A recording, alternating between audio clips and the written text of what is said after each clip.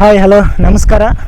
ಎಲ್ಲರೂ ಚೆನ್ನಾಗಿದ್ದೀರಾ ಅಂತ ಭಾವಿಸ್ತೀನಿ, ಹಾಗೆ ಚೆನ್ನಾಗಿರಿ ಅಂತ ಹೇಳ್ತಾ ನಿಮ್ಮ ಜೊತೆ ಇವತ್ತೊಂದು ವಿಷಯದ ಬಗ್ಗೆ ಶೇರ್ ಮಾಡ್ಕೊಳ್ಳೋಣ ಅಂತ ಈ ವಿಡಿಯೋ ಮಾಡ್ತಾಯಿದ್ದೀನಿ.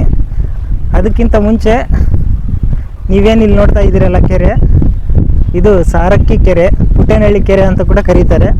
ಬೆಂಗಳೂರಲ್ಲಿ one of the most beautiful ಕೆರೆಗಳಲ್ಲಿ ಇದು ಕೂಡ ಒಂದು. ನೋಡಿ ಎಷ್ಟು ಸುಂದರವಾಗಿದೆ ಕೆರೆ ಮಾತ್ರ. ಈ ಕಂಟೆಂಟ್ ಕ್ರಿಯೇಷನ್ ಬಗ್ಗೆ ಮೊದಲು ಜನ ಮೂಗು ಮುರಿತಾ ಇದ್ರು.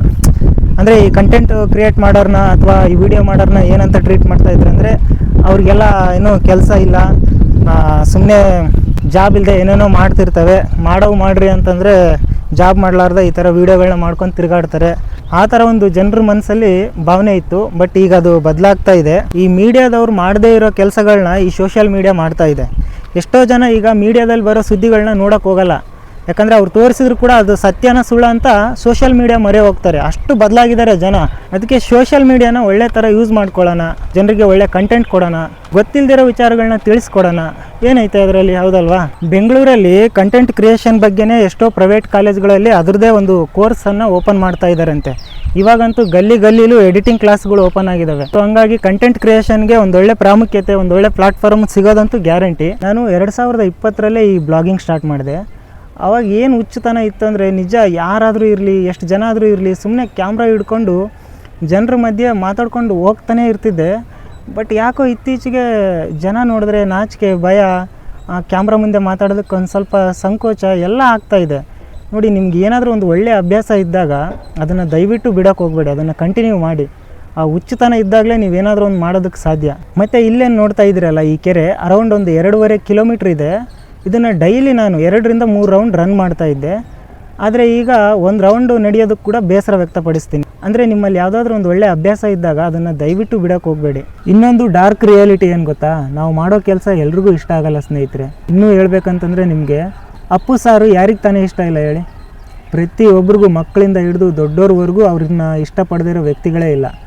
ಆದರೆ ಅವ್ರಿಗೂ ಕೂಡ ಕೆಟ್ಟದಾಗಿ ಮಾತಾಡೋರನ್ನ, ಅವ್ರಿಗೂ ಕೂಡ ಕೆಟ್ಟದಾಗಿ ಕಾಮೆಂಟ್ ಹಾಕೋರನ್ನ ಹೊರಗಡೆ ಲಕ್ಷಗಳಲ್ಲಿ ತೋರಿಸ್ತೀನಿ ನಾನು, ಜನನ ಲಕ್ಷಗಳಲ್ಲಿ. ಸೊ ಹಂಗಾಗಿ ಈ ಜನ ಹೆಂಗೆ ಅಂದರೆ, ನೀವೇನಾದರೂ ಮಾಡಿ ಅದಕ್ಕೇನಾದರೂ ಒಂದು ಹುಡುಕ್ತಾ ಇರ್ತಾರೆ.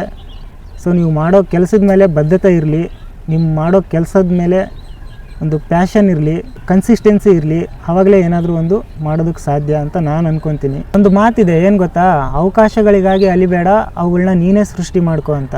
ಅದು 100% ಸತ್ಯ. ಉಪ್ಪಿ ಸಾರ್ ಕೂಡ ಒಂದು ಮಾತು ಹೇಳಿದ್ದಾರೆ. ಎಷ್ಟೋ ಜನ ನನ್ನ ಹತ್ರ ಡೈರೆಕ್ಟರ್ ಆಗಬೇಕು, ಹೀರೋ ಆಗಬೇಕು, ಎಡಿಟರ್ ಆಗಬೇಕು ಅಂತ ಬರ್ತಾರೆ. ನಾನು ಅವ್ರಿಗೆಲ್ಲ ಹೇಳೋದು ಒಂದೇ ಮಾತು, ಏನಂತಂದರೆ, ನಿನ್ನ ಹತ್ರ ಫೋನ್ ಇದೆನಾ, ಸಾಕು, ಅಷ್ಟೇ ಸಾಕು. ನಿನ್ನ ಹತ್ರ ಏನು ಸ್ಕ್ರಿಪ್ಟ್ ಇದೆ ಅದನ್ನು ವೀಡಿಯೋ ಮಾಡು, ಅಲ್ಲೇ ಎಡಿಟಿಂಗ್ ಇರುತ್ತೆ, ಎಡಿಟ್ ಮಾಡು, ಅಪ್ಲೋಡ್ ಇರುತ್ತೆ, ಅಪ್ಲೋಡ್ ಮಾಡು, ಆಯಿತು. ನಾಳೆ ನೀನು ಡೈರೆಕ್ಟರ್ ಆಗ್ಬಿಡ್ತೀಯ, ನಾಳೆ ನೀನು ಹೀರೋ ಆಗ್ಬಿಡ್ತೀಯ, ನಾಳೆ ನೀನು ಅಂದ್ಕೊಂಡಿದ್ದು ಆಗ್ಬಿಡ್ತೀಯ ಅಂತ. ಸೊ ಹಂಗಾಗಿ ಅವಕಾಶಗಳಿಗಾಗಿ ನೀನು ಅಲಿಬೇಡ, ಅವುಗಳನ್ನ ನೀನೇ ಸೃಷ್ಟಿ ಮಾಡ್ಕೊಳ್ಳೋವಂಥ ಶಕ್ತಿ ನಿನ್ನಲ್ಲಿದೆ. ಈ ಒಂದು ಸತ್ಯನ ನೀನು ಅರ್ಥಕೊಂಡ್ಬಿಟ್ರೆ ಬೇರೆ ಯಾರ ಬಗ್ಗೆನೂ ನೀನು ತಲೆ ಕೆಡಿಸ್ಕೊಳ್ಳೋಕೆ ಹೋಗಲ್ಲ. ನಾನು ಇವಾಗ ಒಬ್ಬ ಹುಡುಗನ ತೋರಿಸ್ತೀನಿ ನಿಮಗೆ, ತರಕಾರಿ ಮಾರ್ತಾನೆ ಕಂಟೆಂಟ್ ಕ್ರಿಯೇಷನ್ ಮಾಡ್ತಾ ಇದ್ದಾನೆ.